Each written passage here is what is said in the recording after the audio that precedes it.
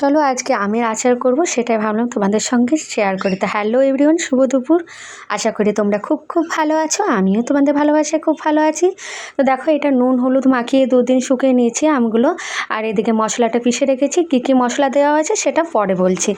এদিকে গুড় আম করবো, তার জন্য এই গুড়টা থিতো করে নিয়েছি। খুব একটা থিতো করে নিই, ওইটা তো কড়াইয়ের মধ্যে দিলেই ধরো গরমে গলে যায়, তার জন্য খুব একটা থিতো করা হয়নি। তো এবারে দেখো এগুলো দেখো অনেক ভাঙতে হবে, তার জন্য আর ভাঙতেও পারিনি। তো এই দেখো কড়াইয়ের মধ্যে গরম হয়ে গেছে কড়াইটা, তার মধ্যে সরষের তেল আর কটা লঙ্কা ফোড়ন দিয়ে নিচ্ছি। আর এটা বড় 1 টেবিল চামচ ওই 5 ফোড়ন দিয়ে দিলাম। দিয়ে দেওয়ার পরে এই যে আমগুলো রাখা আছে ওইগুলো চলো দিয়ে দিই।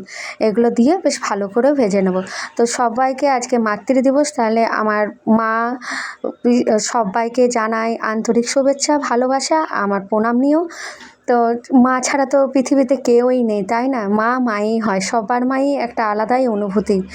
তো আমরাও মা হয়েছি, তার জন্যে বুঝতে পারি যে মায়ের কতটা কি বলবো, যে মা যে কী জিনিস। মা না হলে সত্যিকারে, আমার মাই বলতো আগে যে মা না হলে বুঝতে পারবে না। তাই সত্যিকারে এখন মা হয়েছি বলে এই মায়ের বেদনা, মায়ের অনুভূতি সবই উপভোগ করতে পারি, তাই না? তো দেখো, তোমাদের সঙ্গে কথা বলতে বলতে গুড়টাও দিয়ে নিয়েছি। বেশ গরম হয়ে দেখো গুড়ের জলটাও বার হয়ে গেছে। এটা আরেকটু ভালো করে না ফুটলে তো হবে না, গুড়ের গন্ধটা থাকবে।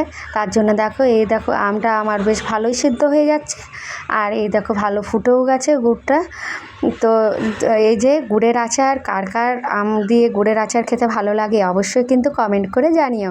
তো দেখো দেখতে তো খুব সুন্দর হয়েছে, আমি নিজেই বলছি, জানি না এখন কতটা খেতে ভালো হবে।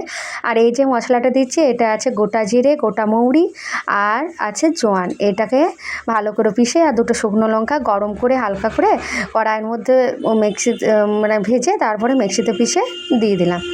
এই দেখো আমার বেশ কথা বলতে বলতে আমার আচারটাও কমপ্লিট হয়ে গেছে। তো আশা করি তোমাদের আচারটা ভালো লাগবে। ভালো লাগলে অবশ্যই শেয়ার, কমেন্ট ও সাবস্ক্রাইব করে দেবে।